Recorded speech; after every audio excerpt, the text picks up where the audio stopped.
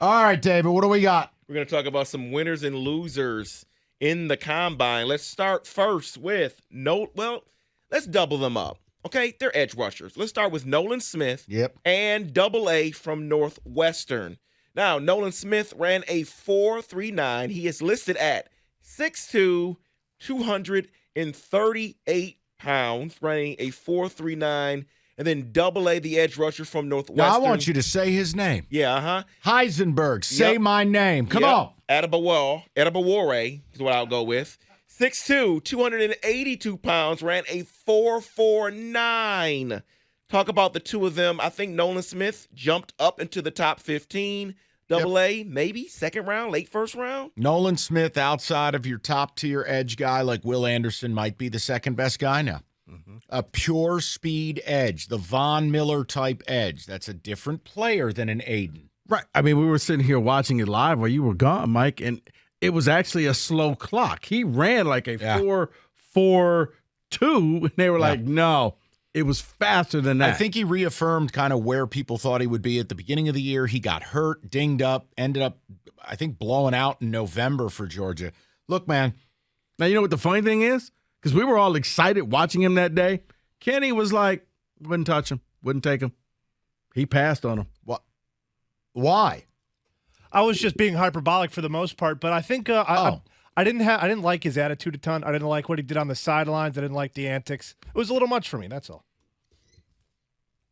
Could say something, but I won't. All right, Kenny called him a scumbag. Let's move to the next thing. Yeah, let's move to this one here because this could have been, okay, now people can see him working out instead of being injured, and it's Jackson Smith-Njigba. A lot of GMs, a lot of scouts are saying he increased his stock, but is it just simply they didn't see enough of him last year? You know what, David? If I were a GM, I reached the point I don't care. This man could walk on water, and I would be like, what else can you do? Because you had an opportunity to do this. You quit on your team. I don't want a person – it wasn't because of injury, because if it was, I think your head coach would say, guys, he's got a separated shoulder, he's got a bad knee. When your head coach is like, your guess is as good as mine if he's going to show up this week, that tells me there's no communication. It would be a hard pass for me. And it's sad because he was so talented, and now I'll let him become somebody else's problem. To answer David's question, the only thing I could tell you is he assured himself he's going to go in the first round and we can stop this ridiculous, McShay going 50th overall. He showed up.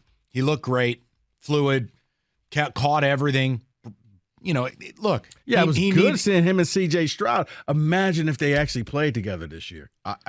Believe me, no one cares about that more than me. He's going to go. Look, I hope he goes in the first round at 25 to my Giants. David?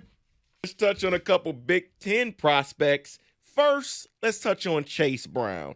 Chase Brown measured in at 5'9", 209 pounds. He ran a 4.43. Say that again for the people in the back who thinks that Bijan Robinson is the only running back out there. Okay, Chase Brown, 5'9", 4.43, 40-yard dash. What happened to his hopes in the draft? Is he now a second-round selection only? No. I'm sorry, Mike. No, don't. Because you're going to say what I was going to say. David, I don't think he's a second round. I think he's probably a third or a fourth round guy because there's so many running backs in this draft. Deep class. You don't need Bijan in order to get a running back. My question, though, is the next prospect. Michigan cornerback DJ Turner II. Ran a 4.26, which was the fastest in this year's combine. What do you do with him, though? Because when you look at him on the field, he doesn't play with that type of speed. Nope. Because Rico nailed this yelling at Gator in pre-show. This is going to go down. He was screaming at Gator. He's going to be the newest recipient of the Donovan Peoples-Jones Award. The Memorial Award. The You Were Horribly Misused Award. When you were at Michigan, and for some reason you got better when you got Rashawn Gary, like a lot of people. Why was he not on your kickoff or punt return team? If he is that fast, you make sure he touches the ball. You run jet sweeps to him. You incorporate him in the offense, in the defense. You make sure that he gets at least 10 touches a game. And instead, we were all blown away like, wow, I didn't know he could do that. And then, well, he's always been that fast. Didn't see it on the field. You got a guy that fast, that's my punt return guy. That's my kickoff return guy. He kind of said it. I don't really have anything for you. I sound like Roberto. Yeah, he's right. It was the most shocking result of the weekend. Couldn't believe it. Like, Anthony Richardson didn't shock me. You knew he'd test like a freak. But that result, I went, wait, what? We were sitting here betting on it. I'm like, yeah, you probably run like maybe like a 4.5, 4.2. I'm waiting for more feel. Like, wait, he's done. 4.27. Wow. So let's talk about a couple losers here. Let's hit on some wide receivers that seem to lose ground in the combine. Let's touch on your guy first, Mike, because you've always said you wouldn't touch him. Is Kayshon Boutte, wide receiver out of LSU, 5'11", ran a pedestrian 4.50 40-yard dash. And his attitude sucks. Yeah. He's just not on my draft board if I'm a GM. I hate his body language. I hate the way he behaves on the field. He quit on his teammates. And again, I never thought he would measure well. He didn't. No interest. See you later. Kenny says Boutte is the right word for him, so it whatever. is. Boutte. Boutte.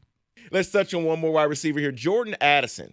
He ran a 5'11". He ran a 4.49. Has he knocked himself out of first-round possibilities? No, because I think Jordan Addison is going to be a lot like Bryce Young. I don't really care what you did when there was nobody around and you ran in your T-shirt and shorts. I could pop on the game tape and look at you making big-time plays. That's what I'm going to judge you on. Addison's a lot like Jaden Reed. Just put the tape on. Right. Like, I mean, the guy was the Blitnikoff winner at Pitt. Let me repeat that for you. Then he goes to USC, and he puts up another huge season. He just gets open, gets it done. I think certain guys, like Rico, remember Terrell Suggs? Yeah. Suggs went to the combine and ran like a 4.88. You know what? Put the tape on. How fast do you play with your pads on? You know, do you get the job done? Are you a disruptive force? Right? Can you high point the ball? Like, and I look at Addison, I'm like, yeah, you always knew where he was at. He was double covered the entire season, and yet he still made plays. I don't care what you run, son. You're going to score touchdowns for me. Yeah, I mean, I think he's a late first-round pick. And if he's not, he'll be the most coveted guy on day 2. Let's touch on Andre Carter, the second edge rusher out of Army. He did not translate well to as his athleticism didn't. A 30-inch vertical leap, broad jump wasn't that great. Only 11 bench press reps. Is this undraftable? I'm not allowed to say anything because he went to Army. No, you can. He had a disaster of a year. He got hurt. He did. He didn't perform when healthy. He was slated to be a first-round pick, but you combine lack of tape, injured, and a combine that's more fitting for Roberto Beauchene than an NFL edge rusher. And, what would you like me to say? I don't think he's, first round. But signing off. He's a guy that maybe 11 reps. What is he, Kevin Durant?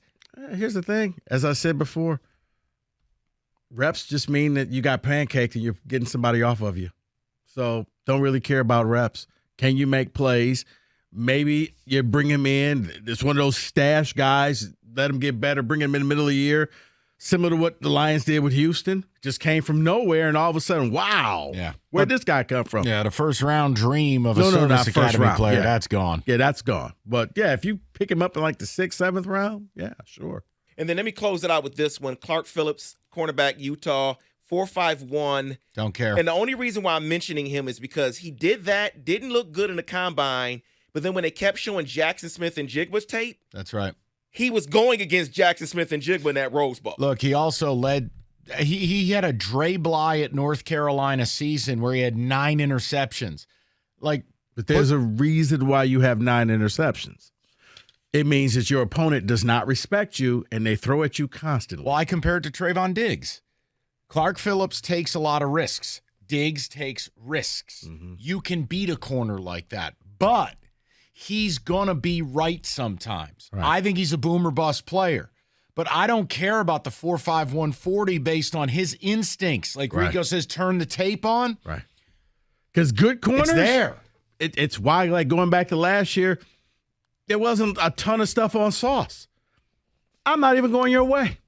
Your best highlight reel is you sitting there drinking Gatorade. Because I'm not thinking about Because if I do, you'll take it back the other way.